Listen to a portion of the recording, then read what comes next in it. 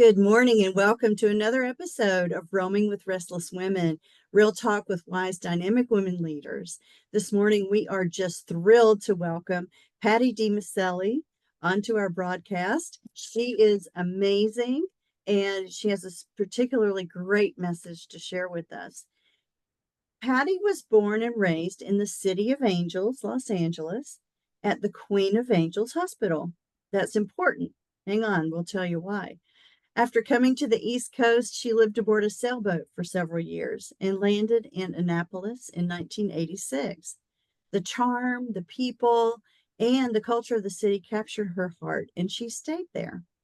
Her daughter Amber, now an angel, inspired her to make Annapolis the headquarters for her beloved Circle of Angels. They create products with love that inspire and inform as they serve humanity with open, compassionate, and caring hearts. All profits support their light work, serving those who are struggling with life, preparing to die, or grieving the loss of someone or something they deeply loved. As a certified life coach, an end-of-life doula, and a certified grief educator and coach, Patti's passion is serving humans, simply being. I love that. She delivers workshops, presentations, and trainings that will inspire and bring a bit of hope, grace, and light. Patti lives in a tiny home named Angelina, and in the fall of 2025, Larry, her Ford F-150, and she will be hitting the road to embark on a nationwide Power of Pebbles and Angels tour. There is so much there I want to ask you about, Patti. Welcome. Thank you. Thank you so much, Julie. I'm so blessed and humbled to be here with you and your listeners. Oh, well, we welcome you hands down, no problem. So tell me a little bit about the trigger that propelled you into working with people who are struggling with life, being an end of life doula, etc. Tell me a little bit about the start of this journey. Well, my daughter Amber was my greatest teacher, and she still is. She died on my 27th birthday in 1980, and Mm. this October 30th, it'll be 44 years. So, like I said, she was my greatest teacher. She knew she was dying. We did try to save her life. We had to sneak out of the country and to get immunotherapy because it wasn't practiced here. But because we were in the media and all over the world, it was quite public, and so we had to like sneak out of the country. We ended up at Dr. Lawrence Burton in Freeport, Bahamas, and we did try to save her, but we couldn't. So we came Yeah. back to the US and could not find a surgeon to help us. But Bernie Siegel stepped forward and said, I will treat her as my own. So he assembled a team of surgeons and they tried to save her life, but couldn't. Um, as I was in line while she was getting tests in the hospital, I was getting her something, just a little something. And I was standing in line and I heard turn around, and I turned around and I saw a big rack of golden keys. And here Oh, it is. This is my most precious possession, Julie. This is the key to heaven. oh my. Okay. And I heard, give it to Amber and let her know that she could open the golden gates. So we spent the next month, Gary, my second husband, and I spent the next month just being in the moment, and I Mhm. recorded everything. I didn't know why. I had no idea. I kept a journal through the whole experience. Um, and she said incredible things. I have everything cataloged and audio taped. And she said two that really stood out for me and have Mhm. changed my life. She said, Mom, I know I'm here to help a lot of people. People from all over the world were sending her, stuffed animals and cards and things. But the Oh, second thing she said, Julie, it was an actual miracle that I didn't know. She said, Mom, when I die, I'll still be Amber. I'll just be different. She chose the clothes that she wanted to go to heaven in. She slipped into a coma just after midnight on my birthday, after Gary and she sang happy birthday. And then Mm. I had the tape recorder on, and what took place next was, even today, I can't believe it happened. I recorded everything I was saying to her. I was telling her how much I loved her. Thank you for showing me love, Amber. Best buns in town. And Yeah. tears started to come down her eyes. And I wiped them away. I knew she wasn't afraid to die, but then it made me realize she was afraid to leave me behind. And so more tears came, and I wiped her tears. And I said, I'll be okay. I'll be okay, Amber. Go now. Be with God. Be with God, Amber. As soon as I said those words, she stopped breathing. And Oh my physically, goodness. I felt her leave her body, pass through mine, and return to the light. Oh, It was it was like vibrating goosebumps times a million. And all I could say was, thank you, God. Thank you. Thank you. I was just so grateful. Um, Her actual moment of death uh-huh. was the exact opposite of what I wrote about in the journal. It was incredible. And so from that moment on, I became Amber's living legacy. Oh, wow. Yes. So that's that set the path for the rest of my life. That's amazing. And so the angels, how did the angels come into your story? There's just so many instances of angels in your work. Well, you know, I came into this world. I chose my family, which was horrific, but Oh, it strengthened me for what I was, for the life that I was to live. yeah. Um, I remember being in the womb. I remember being Oh born. my goodness. We all do, but it's visceral and it's pre-verbal. Okay. Um, so I remember that. I remember my infancy. I remember being a baby, looking at different things. It was it was probably as a toddler that I came to realize I'm an angel in a human cloak. And I Oh. knew Uh-huh. very early on that I was an angel. We're all born into this world, into these bodies as angels from the other side, Mm-hmm. but I knew it. Wow. Now, a very abusive family, three husbands, Mm. people tried to beat it out of me, literally. I mean, what the last one that I was married to was a malignant narcissist. And he would say to me, if you ever say you're an angel, people will think you're crazy. So I kind of kept it hidden. I mean, I wrote Embrace the Angel with Amber. Amber and I both wrote that book. And you can get Yeah. a free ebook on our website. Um, but it was about 4 years ago. I live alone, as you Uh-huh. mentioned, tiny home. Yes. Sat up in the middle of the night and I just said out loud, I'm an angel. And I looked around. There was nobody to shut me up, nobody to tell me I wasn't. Uh-huh. And from that moment, I really began to see not only the angel in me and let that light come through, but also the angel in others. Uh-huh. And yeah, it's been pretty profound. Well, tell me how you actually perceive that angel in other people. Ooh, well, they say that the eyes are the windows to the soul. Mm-hmm.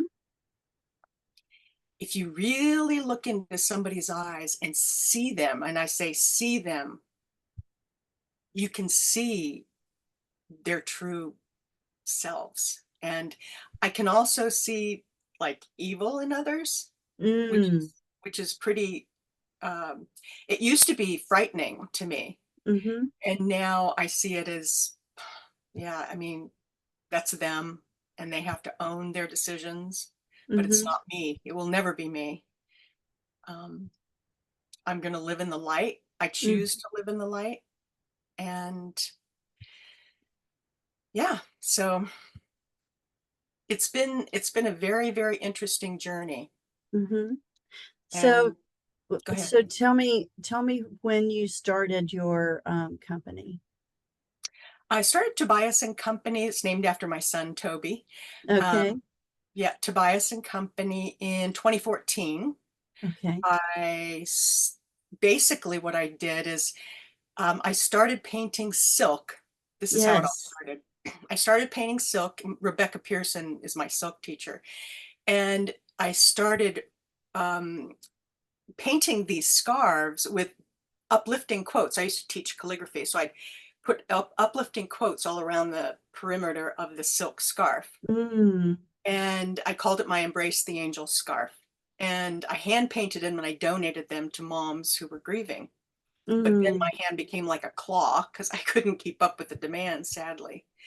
So I decided, well, what if I took photographs of angels around the world as I traveled and then put them on a scarf, the photographs, and put uplifting quotes on either end so that a mother who is grieving can feel her angel, because silk is very much like human skin. Yes. And when she's feeling in depths of despair, as many of us do, she Yeah. could read these quotes and feel a little bit elevated.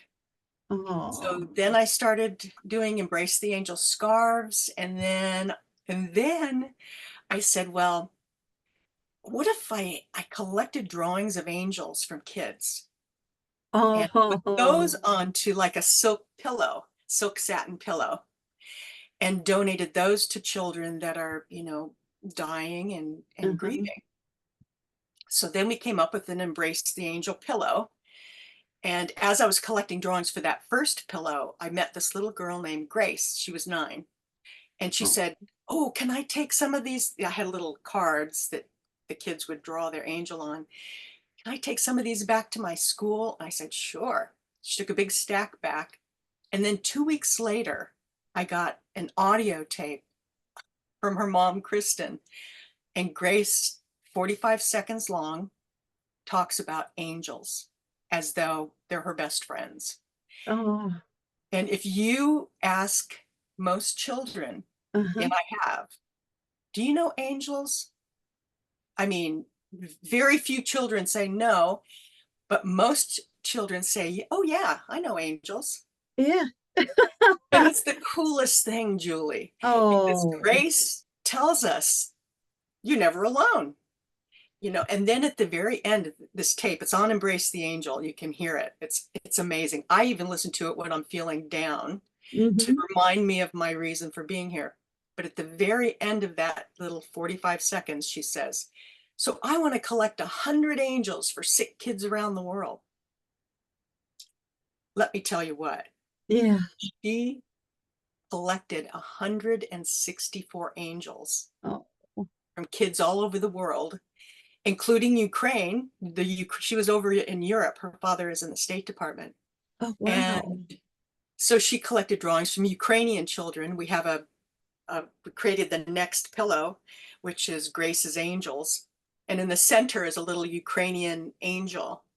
Oh. And a couple of Christmases ago, we put together a package, put some of those pillows and pillow covers in the package, sent those back to the international school some of the Ukrainian children were going to, that had donated those drawings.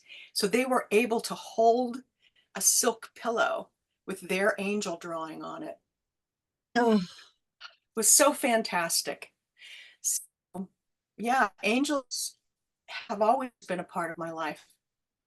Yeah, You and know, and like I've said at the very beginning of your profile, you were born in the City of Angels at the Queen of Angels Hospital. I'm shocked. Hello. Yeah. Who are Oh you my talking about? goodness. Yeah. So what is the most challenging thing you think senior women today um are going through? And when I say senior women, I mean like senior women leaders, um, not necessarily age, but just women with a whole lot of responsibility. Let me put it that way. Yeah. The biggest challenge, I Yes. believe, is, I hope I can just be blunt here. without Absolutely. having to filter my language. No. I think the biggest challenge is living in a man's world. Mm-hmm. And I, you know, I now educate people about narcissism in particular and HSPs, which are highly sensitive people. I'm one of those. It's based on Elaine Aron's book. And so the narcissism for me was more traumatic, more devastating than Mm-hmm. my own daughter's death. Wow. I don't say that lightly. It took me a long time to say those words out loud. Wow. But I've been dealing with my last narcissist, the effects of what he did um, for quite a while. But Wow. this is the Mm-hmm. cool thing. I decided, well, what can I do? I like to be proactive as best I Yes. can. So I'm a graphic designer. And Mm-hmm. I said, as I'm trying to plan my escape, took me 4 months. Mm. I, it took me 63 years to figure out what was happening to me. I had no idea. I really didn't. And I read Lundy Bancroft's Why Does He Do That? And then all the puzzle pieces came together. Oh my goodness. And so I had a vision that I was standing in line behind somebody wearing a t-shirt that had red flags of a narcissist. And all of the behaviors and patterns and terminology, everything was right there. And so I came up with exactly that. I have a t-shirt, I have puzzles, Oh my I goodness. have, tote bags and backpacks and all that kind of stuff. The first one was red flags of a narcissist. The second, HSPs, because I'm one and I'm sensitive, and there's 30% of the world's population are. It's a Yeah. superpower, Uh-huh. not anything to be ashamed of. Uh-huh. And there are a lot of women are HSPs. So tell me, what does that actually mean? I have not heard that phrase Oh, it's fantastic. Um, because well, I'm you're definitely not one. you're not one? No. Hmm. No, no, I don't think Well, so.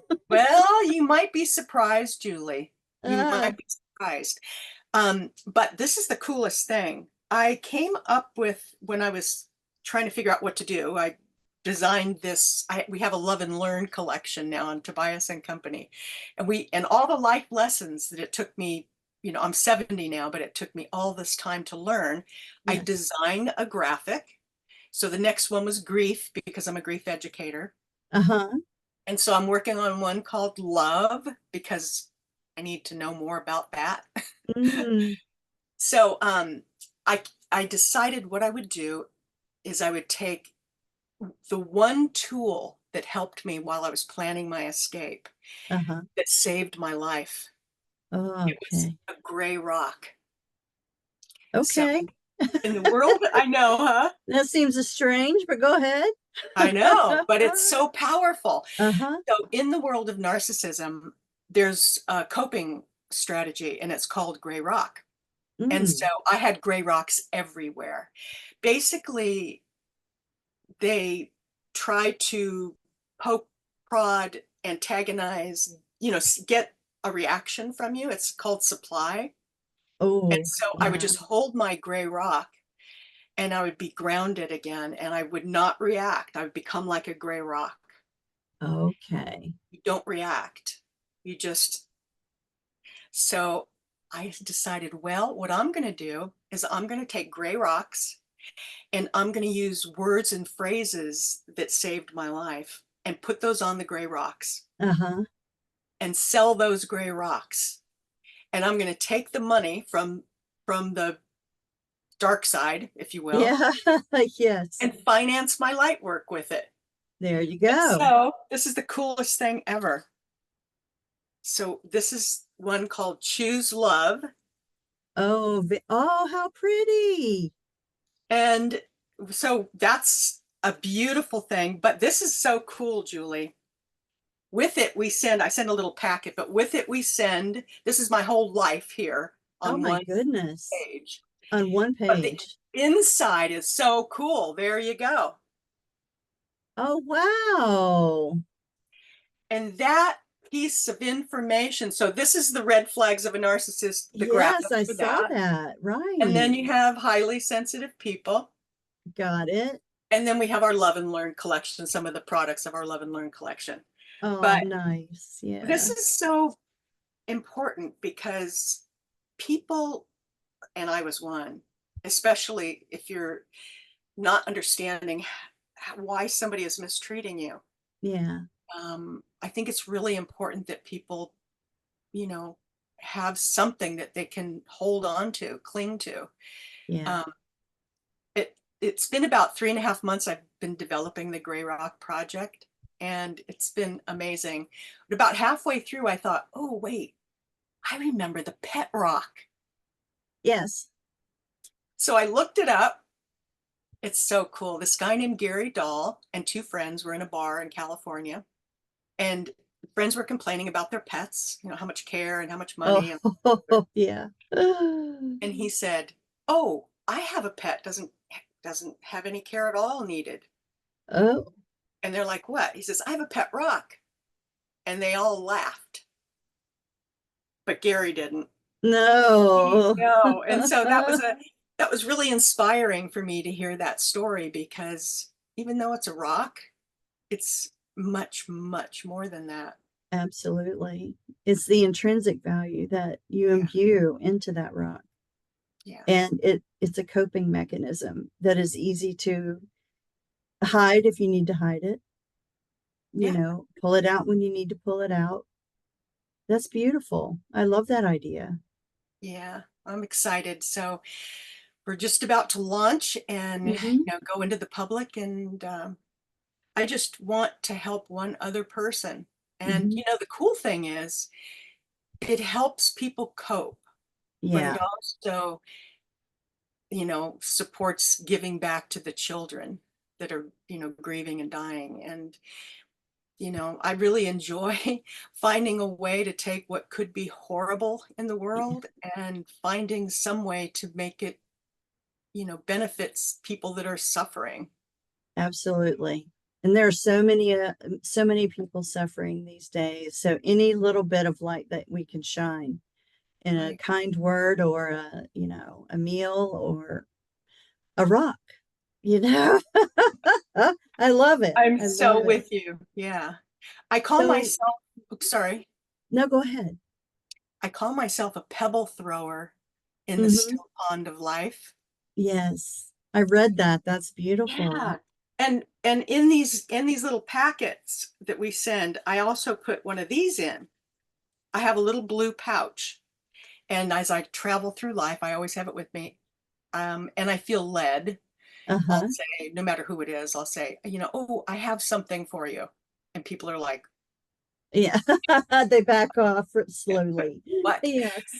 And so I have this little blue pouch, and I hold it out and I say, "I'm a pebble thrower, and these are my pebbles." And so I'll hold out a little pouch, and it has a lot of these little cards with a coin on the back. These are my Got it. pebbles.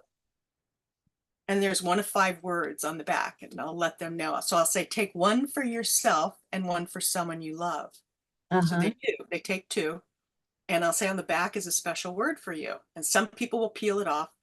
And, I've handed out thousands of these. Oh, And wow. I've seen people literally collapse on the ground weeping.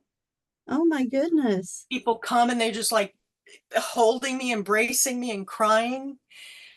The word really speaks to them, whatever that might be. And Hmm. yeah, so it's just a tiny thing. It's not a big thing. And that's how I think we change the world, is just tiny, tiny things. A Absolutely. smile, like you said earlier, and a small act of kindness, just seeing another human. Yeah, that's how Yeah, we change the world, by giving that light. it's amazing. I'm so happy to meet you on this journey. Um, Thank you. 3 questions that I always do at the end of every episode. We'll Okay. come to the end, unfortunately. I wish we could spend a lot longer. Okay, so the first question, or the first thing that I'm going to ask you to do is to Mhm. close your eyes. Okay.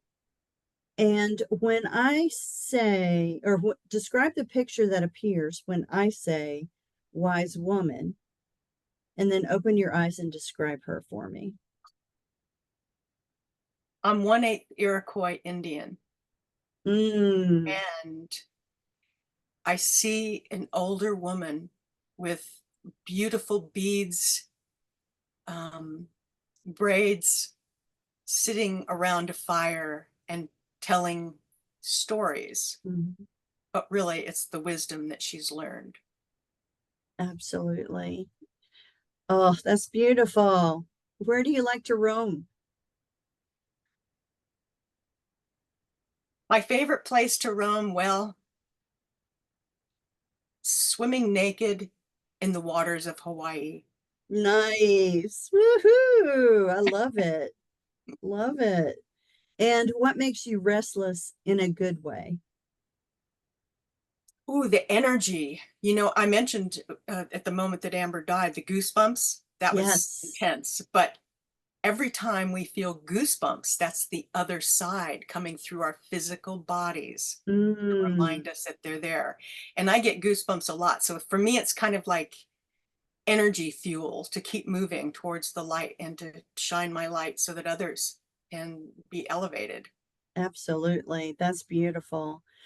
Well, Patti, we are coming to the end of the episode. Folks out there, if you would like to take a look at all of the products and services that Patti has talked about on this episode, we will have the links in the show notes and you can look her up. Patti, is there a specific place where you'd like to send people?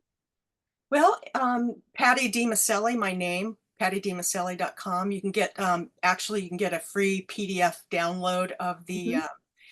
the HSPs and red flags of a narcissist. Embrace the Angel is the hub for all of our light work. You can get a free ebook on the website and look at some of our projects that we have and listen to Grace, and Tobias Yes. and Company, which is the e-commerce side of this. Perfect. Thank you so much, Patti. Thank Thank you for you, being Jean. on our show. Thank you.